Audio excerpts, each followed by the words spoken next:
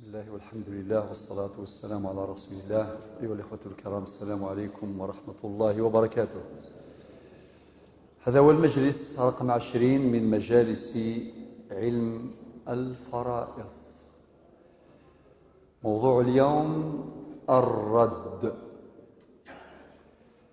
مثلا السقط المجلس 29 أماكن تحصان المجلس نيانجارو و19 نخدمد مسائل تطبيقية في موضوع العول.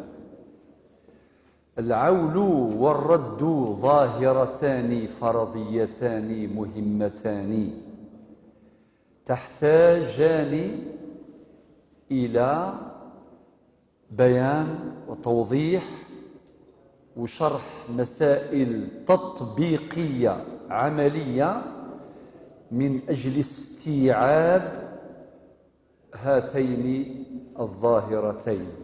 العول كذا الرد ناد سنتاقي كني دوكولنت غاس مخلفنت ولكن أكني دوكولنت ناد المسائل اللي ثلاثة الأصناف.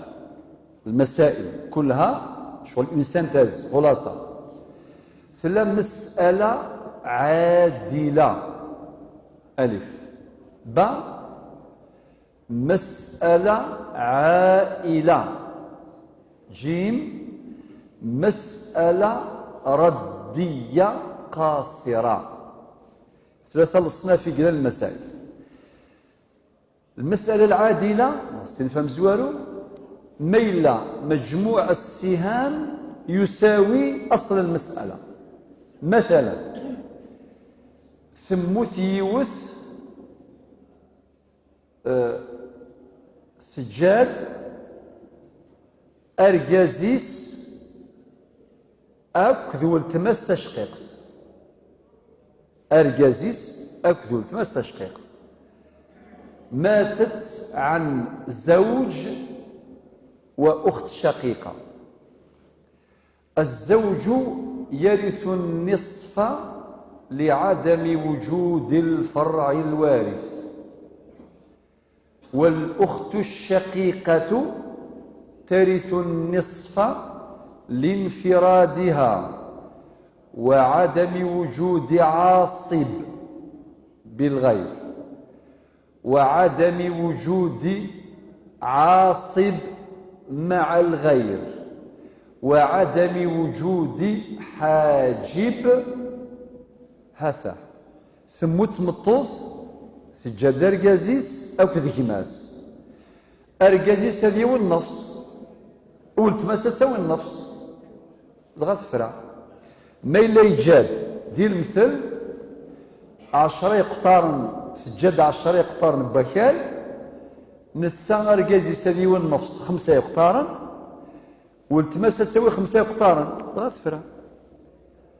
ما تجاد 200 مليون سنتيم أرجيس ديوي 100 مليون والتماس تشقيق 100 مليون فرا. فجي قارنس مسألة عادلة يعني مجموع السهام يساوي أصل المسألة تفرا. مسألة عائلة نشرح يسيد الدرس عدان بالتفصيل. نناد المسألة عائلة ما إلا يزاد مثلا يون ما إلا يموت نغثمتو تموت سجاد سناثن تيستماثين تشقيقين وسجاد أرجازيس سناثن تيستماثين أذاوين 2 على 3 دوتير. أرجازيس هذه هو النفس ماتت عن أختين شقيقتين وزوج. الأختان ترثان الثلثين لتعددهما وعدم وجود معصب والشروط المعروفة. والزوج يرث النصف لعدم وجود الفرع الوارث مطلقا. يلا ثمطو ثقي مثجد 60 مليون سنتيم انسون غفل بيقين 60 مليون ما نزوى ذو كركازيس النفس 60 مليون شحال 30 يسرث انت يستماثين دو تيار 60 مليون شحال 40 60 مليون فوا 2 ديفيزي بار 3 سي 40 مليون صافي ما نفكا يوركازيس النفس صافي نفكا ياس 30 أليس كذلك؟ ما ردس في 60 أديني انت كي دو تيار 60 إلا قسم في 40 40 مي سنيني ولاش كوران كان 30 أكثر ضبرتي قرينو انكسر دو تيار في كي دو تيار يا أخي دو تيار سي 40 في كي 40 سيني ذايدي يقولها إما نخدم الكونت العكس زوال التقشيشين في 60 نفكاسنت دو تيار اشحال بوينت 40 دو تيار 60 مليون سي 40 مليون قيمة 20 يساد ورقاز مسكين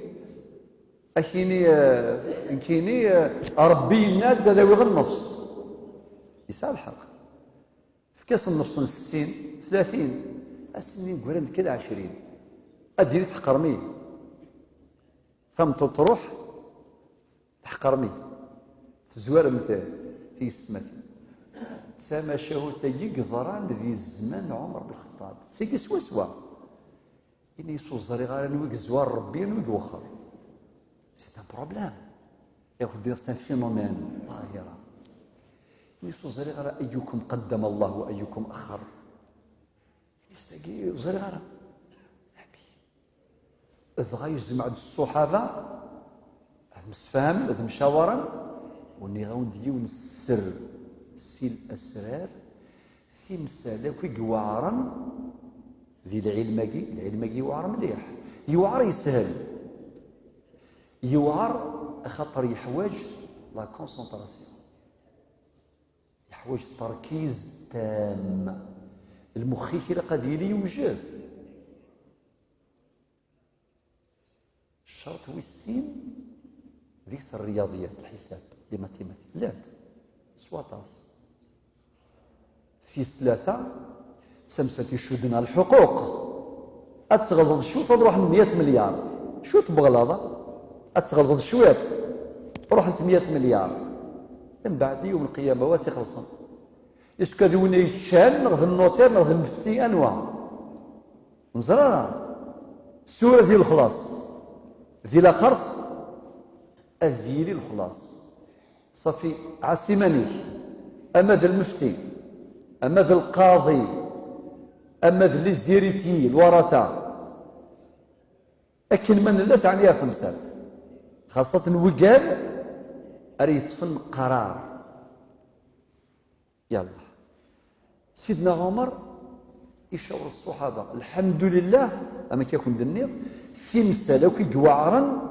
فرانت ذي زمان الصحابة ثورا كني شحال يجي ثورا 15 قرون ألاز كل شيء يقرز داير ثورا يكشف ديال لوجيسيال ثورا استخداما لأنه قاعد يستخدم اللوجيسيال في كاس لي دونيك دي في الجواب وإن كان الموضوع يحوى جوال ماشي الساعة يلا أذغان الصحابة من جماعة كذا بظن ريون الحل لا سوليسيون اسمي العول العول مفراث نشرح كثير صافي نسعى وذرا إلا وين يخلف العول سوا ضرد الواجب بس يخلف فيه سوا العول هو الزيادة في مجموع السهام عن أصل المسألة كما شرحنا فيما سبق أما الرد هو قصور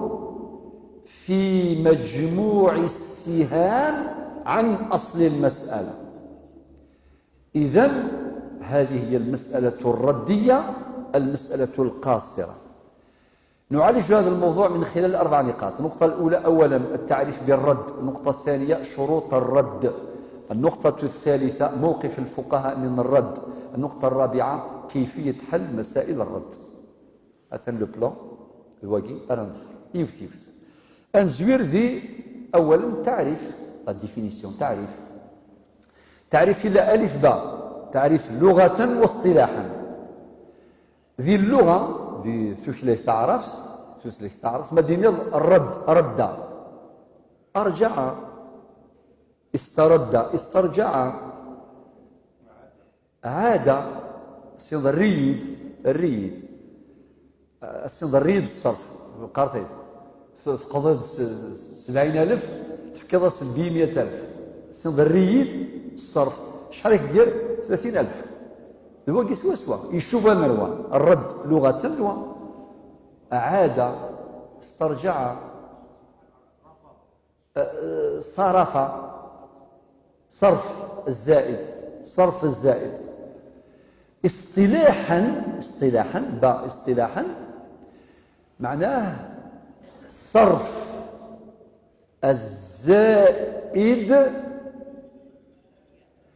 إلى مستحقيه من الورثة حسب فروضهم.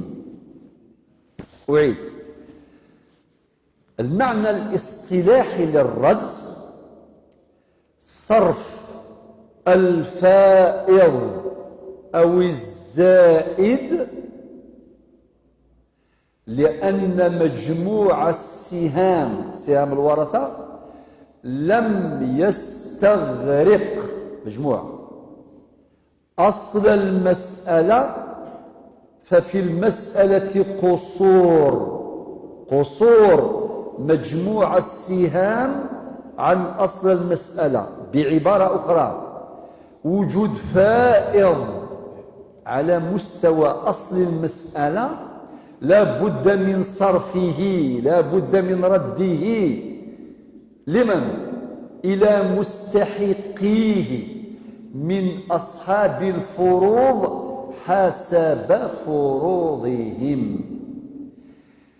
استقبيلي اصطلاحا إلى أين زاد في تريكة يعني نفكيس الورثة التريكة يعوم الخير يقراد الخير أين فاضا أين ديقران إلى قث نفضو في أصحاب الفروض كل يون على حساب موريس.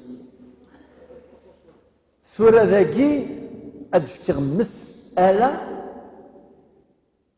رياضية. لو كاشينيغ مثلا يون السيوم مثلا مثلا يسعى ذي تريكة 2/3 إجمثنا غوايض يسعى النفس ذاك ثاني لا زيادة. إما إلا كشني الساعد الثلث أنتير كشني الساعد النفس يخص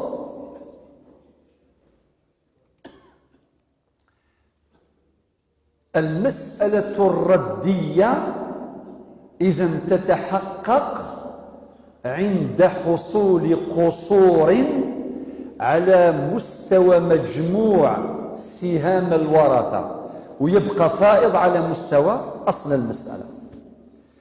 إذا وجد تعريف ثم نروح نقطة في السناف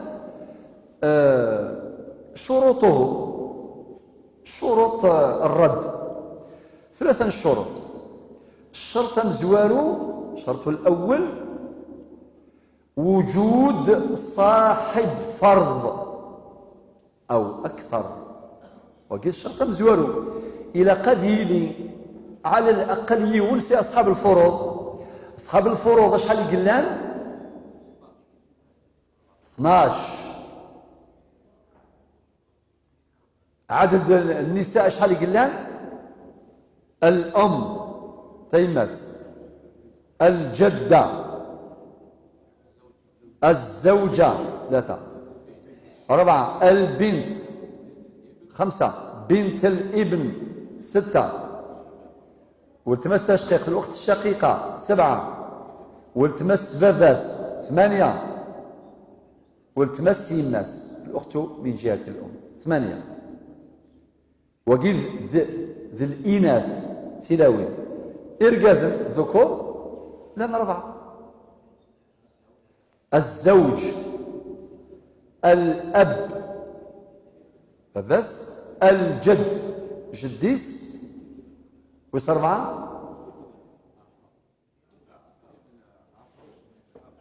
الأخ لأم ويماس يماس، المجموع 12. الشرط مزوار من شروط الرد إلى قد يلي يونسي أصحاب الفروض قيد النغ نغ أكثر. ضرورة وجود صاحب فرض أو أكثر. الشرط والسين عدم وجود عاصب. أوريلا قال ذيلي يونسي العصابة، سي لوجيك، خاطر لو كان يكون واحد من العصابة يدي الباقي. معنى لا نكون أمام ظاهرة الرد، لا يمكن أن تكون المسألة قاصرة عند وجود صاحب عصبة أو عاصب، لا يمكن. ولاش إلا قال ويتسيليانا. الشرط والثلاثة ضرورة وجود فائض في التركة، وإلا تصبح عادلة. 3 شروط فقط. هذا نفرع. النقطة الثانية شروط الرد. ثالثا موقف الفقهاء من الرد. هذه المسألة فيها تفاصيل، ولكن خلاصة ذلك هناك موقفان كبيران. الموقف الأول يقول بعدم الرد، يقول كالفائض يؤول مباشرة إلى بيت المال، إلى الخزينة العمومية. الموقف يقمزور كيقار الوراثة في كاسم أمثلة المثال قد نفكا علي وكذا عمر يزاد يون أو تريزور بيبليك خزينة العمومية أسفيدينك لزيرتي الورثة بوين يوني بوين الثلث يوني بوين النصف. يقول هذا الخير ندي يقول هذه يروح للخزينة العمومية، هذه يروح لبيت المال. هذا رأيي، ولكن الرأي الغالب أقوى هو الرأي اللي قال لا يرد على الورثة. وممن قال بهذا الرأي من الصحابة عمر بن الخطاب الفاروق، علي بن أبي طالب، عثمان بن عفان وغيرهم من الصحابة. وتبنى ذلك الرأي كبار العلماء. إذن وبالنسبة للمشرع الجزائري، نتكلم عن القانون الجزائر، قانون 84/11 المعدل والمتمم بالأمر 05/02 في المادة 167 تبنى رأي جمهور الصحابة وجمهور الفقهاء. أكتفي بهذا. المادة 167 في المسألة تفصيل. أكتفي بهذا لأنه ثمست ديك التفاصيل. ثورة رابعا كيفية حل مسائل الرد. ثورة آمش أرنفضو ثمثال أنديلا الرد. ذكي اللات 4 حالات: ألف باء جيم دال. أنفذو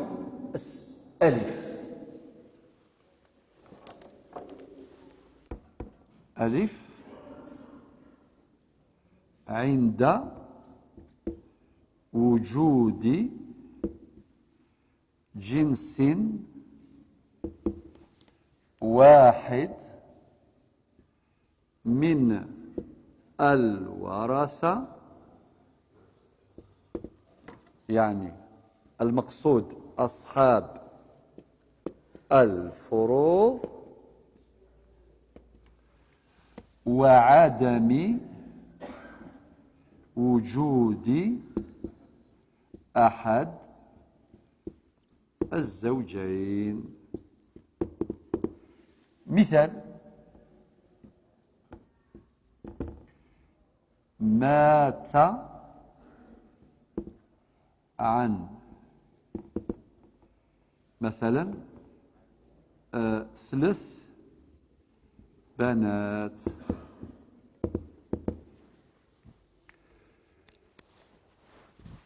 ألف: عند وجود جنس واحد من الورثة بين قوسين أصحاب الفروض، ميلا يون كان النوع يون الكاليتي سي أصحاب الفروض يون أم ذاك البنات والسليمان غنغد البنات الأخوات من يغد يسيس تيس تماثين صافي دير إلا كوكتيل يخلط لا نغد كان يسيس يون ما يموت جاد 3 قسيس فقط.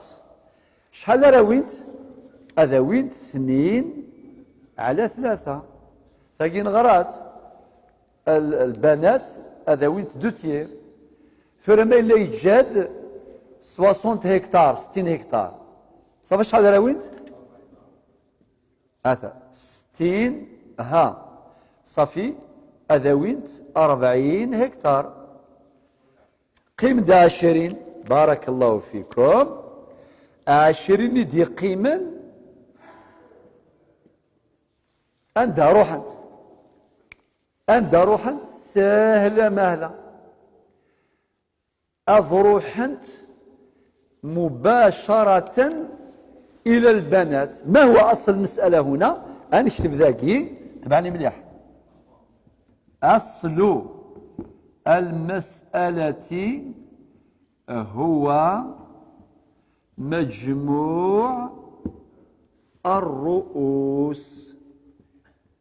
هذا سنتفرع واحد منفى جنس واحد نخدم 2 تيير أراوينت صافي يقول هذا تيير الثلث يقول هذا دا يروح لو كاين مسفهم بالله قد يغال الوراثة أنوي قال لا 3 يسيس باش نخدم نروح نطبق القاعدة. أصل المسألة ما هو؟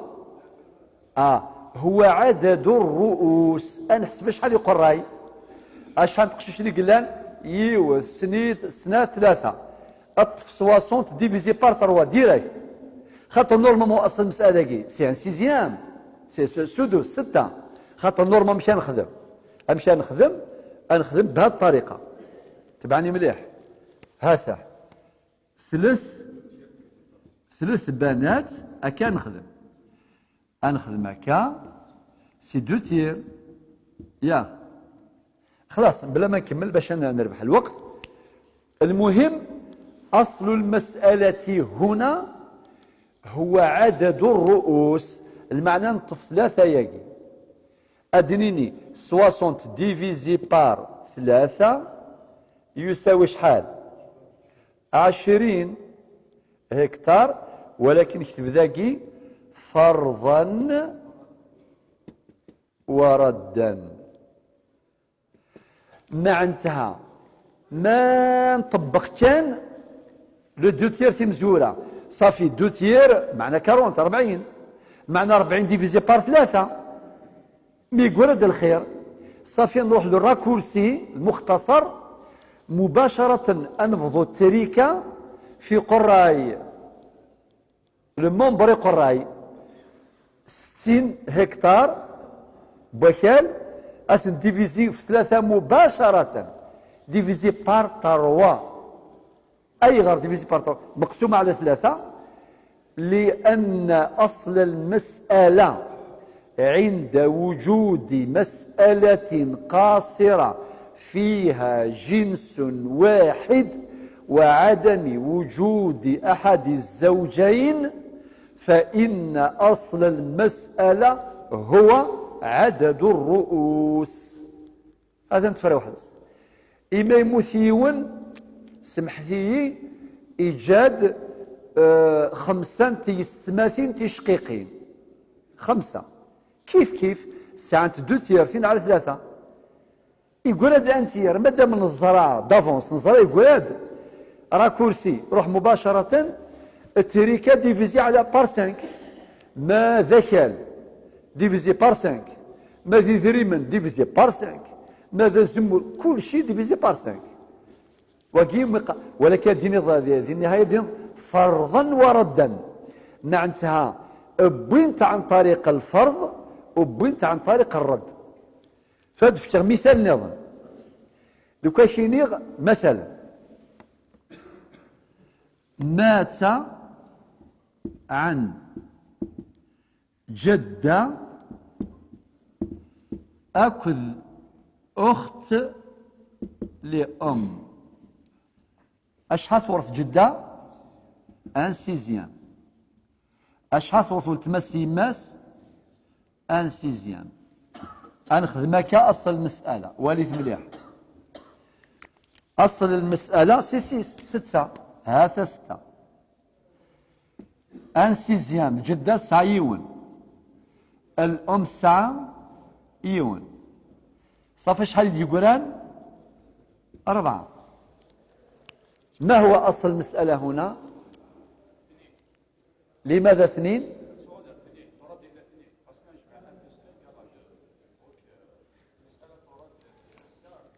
صافي ثغال 2 انسيت كم تنيناكي هو عدد السهام صح.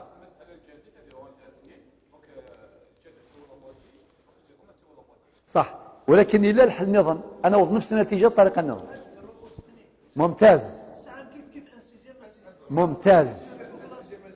أعطيكم صح استاهل من الكسب ومانيسين الكسب ومنك الكسب ومنك ما يند عدد الأسهم بالصح 1 بلس 1 ولكن عين جوض الشداقي ذا أجبت بعقلية الرياضيات مع انتهى غاس مخلفا جدة جداس والتماس قماس يماس صافي في النهاية مخلفا فقد الأصل فقد من الحوش أليس كذلك قلت ماس. ولكن إلا مقارن اتحاد النصيب لو ان سيزيام أنو غالا نخدم ذا شو أصل المسألة هو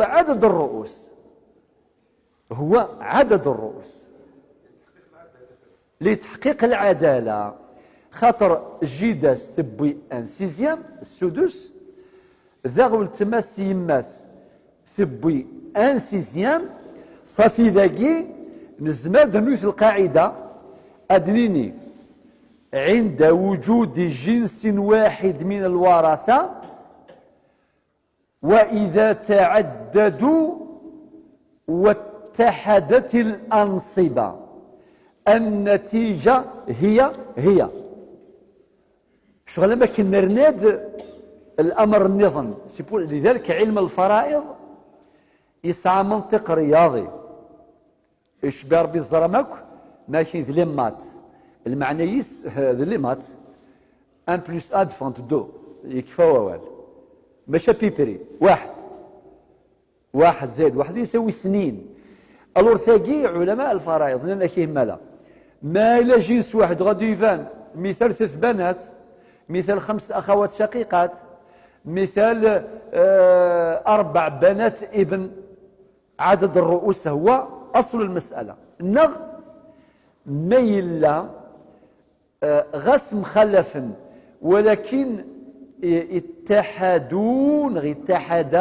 اتحدتا في النصيب أنو غال عدد هو عدد الرؤوس أخطر ذاك سيزيام السدس ذاك السدس كيف ثاقي ألف ثورة عندنا نخدم باء صافي لا نمحو يلا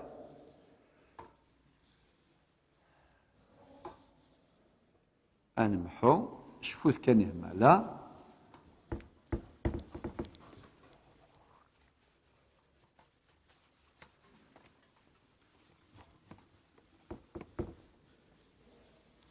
ثورة نروح باء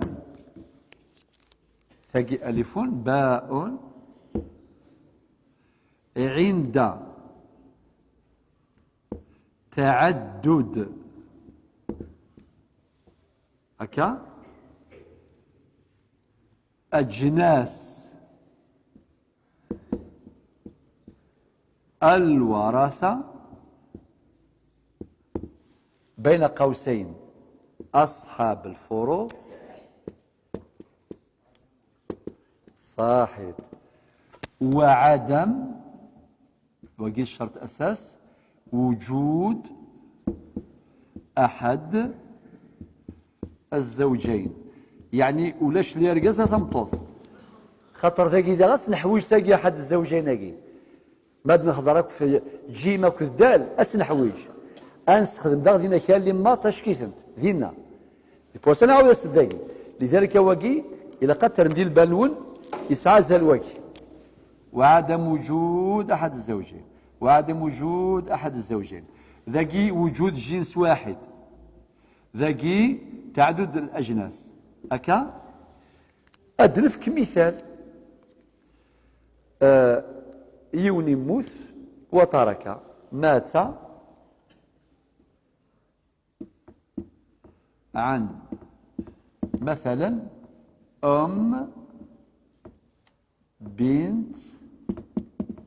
بنت ابن يموت إيجاد يماس إيجاد يليس إيجاد يليس نميس هذا أشحال تصورت الأم ترث السدس لماذا لوجود الفرع الوارث يليس البنت شحال تورث النصف لماذا لانفرادها وعدم وجود معصب يليس نميس السدس تكملة للثلثين